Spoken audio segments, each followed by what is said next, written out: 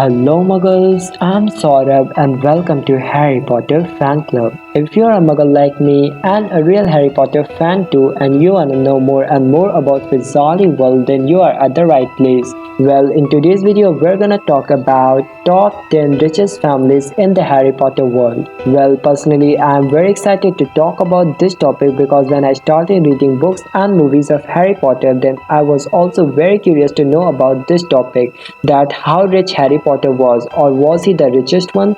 So without any further delay, let's get started.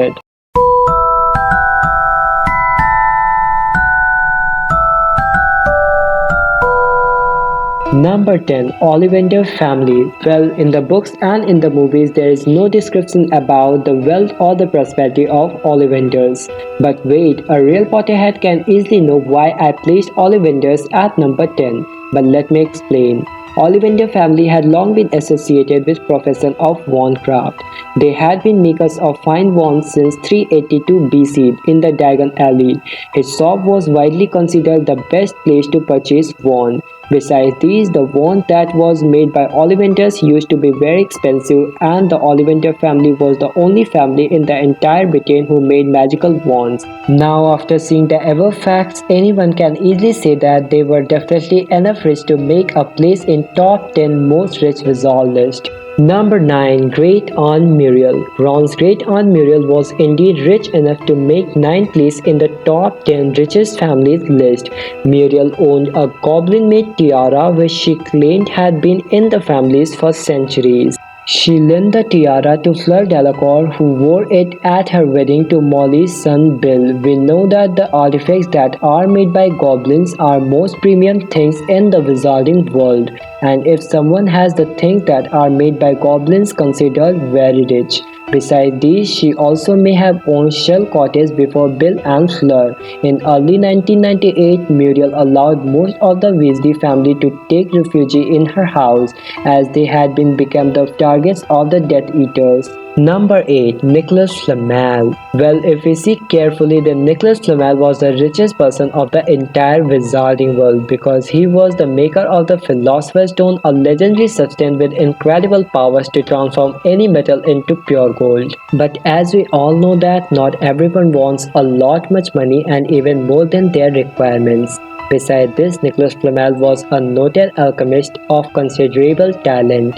He was also a great potion maker. He lived approximately 600 years, so it is very obvious that he would have earned a lot of wealth in this long lifespan. Number 7. Crouch family. Crouch family was one of the very ancient families in the Harry Potter universe. This family was one of the 28 sacred blood families in the wizarding world. The Crouches were a family of a high status within the wizarding community. Barty Crouch Sr. was a high-ranking and influential officer of the Ministry of Magic. It was widely believed that he would become the next Ministry of Magic. Crouch family also had a house elf named Winky, and having a house elf is considered very rich and wealthy status in the wizarding community. With the death of the Barty Crouch Jr. by Dementors, the last member of this pure blood and prosperous family got extinct. Number 6. Black family. The Black family is noted as being one of the richest family within the Harry Potter universe. The wealth of the Black family is shown through the house they keep their relatives, and in fact they had house elves, the maker of the wealthy family. He demonstrated his wealth and generosity a few times in novels by buying Harry the most expensive broom of the market and by letting the Order of the Phoenix use his house as their top secret base. Number 5. Gilderoy Lockhart. Gilderoy Lockhart, the best-selling author of 12 books, was a wizarding world celebrity. Well, if we ignore the fact that he was the most foolish Ravenclaw of all time. Well, apart from the jokes due to his best-selling novels and his established wage from the Hogwarts, he was comfortably well off. He had approximately 2,43,309 galleons in Gringotts, which is equal to $2 million. Throughout the Harry Potter books, there are a lot of mention of his extravagant cloth and hints that he collects beautiful artifacts. Besides this, he won many prestigious awards such as Order of Merlin Third Class.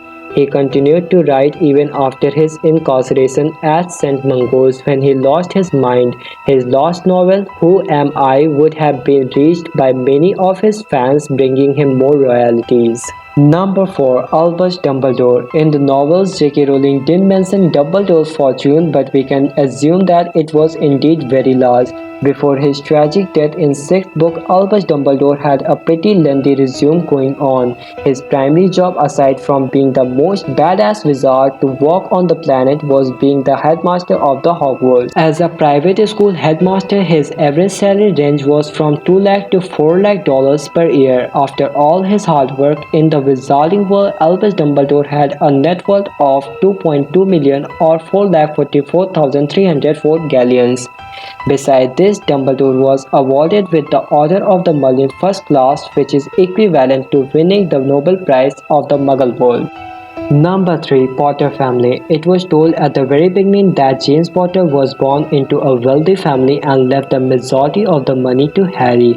For a boy who was only 12 when he came into his fortune, this is quite a substantial amount of money. When Harry left Privy Drive and obtained money from his vault, it was mentioned that he had enough to last through his Hogwarts years and have lost left over afterwards. He had approximately 3,99,995 galleons, which is equal to $2.6 million. Harry also inherited all wealth and mention of Black family after death of Sirius Black, and if we add all the amount, then it was about 5,19,508 galleons, which was awesome. In addition to that, Harry also became head of the oral department after the Battle of the Hogwarts, which is most prestigious job in the wizarding world. If you wanna know what happened after the Battle of Hogwarts, then let me know in the comment section below. Number 2. Malfoy family. Well, it is really shocking for me to know that Malfoys are second richest wizarding family. Honestly, I was thinking that they would be on the first place. But if we talk about Malfoy family, then there is no need for explanation that how rich they were. In the opening of the final book, Harry Potter and the Deathly Hallows, the Malfoy mansion hosts the Death Eater meeting chaired by you-know-who. When Yaxley and Snape approach the mansion, Yaxley snarls and notes that there are peacocks on the ground. He murmurs with an edge of jealousy that Lucius Malfoy always did well. They had approximately 32 crores 12,85,145 galleons, which is equal to $1.6 billion. And if I am not wrong, then if we add all the money of the above 8 families, still it would be more than that. And that was the reason they were way too much arrogant. Now, before going to the number 1, I'd like to say something. As we all know that Weasleys cannot be in this list, but I personally think that Weasleys were the best fictional families ever created by anyone. It doesn't matter whether they were very prosperous or not, but they were honest and kind-hearted. It doesn't really matter whether they had galleons or not, but their home was open for all, whether for the Harry or Hermione or Tonks or Lupin. The Weasleys are more than willing to share what little they may have, and if we judge wealth with happiness and honesty, then they were definitely the richest wizard of all time. Number 1. Lestrange family. Well, I really hadn't expected that Lestranges would be on the first place. Honestly, I was expecting Malfoy at this place, but who cares? So the total wealth of the Lestrange family was 42 crores 16,86,753 galleons, which is equal to $2.1 billion.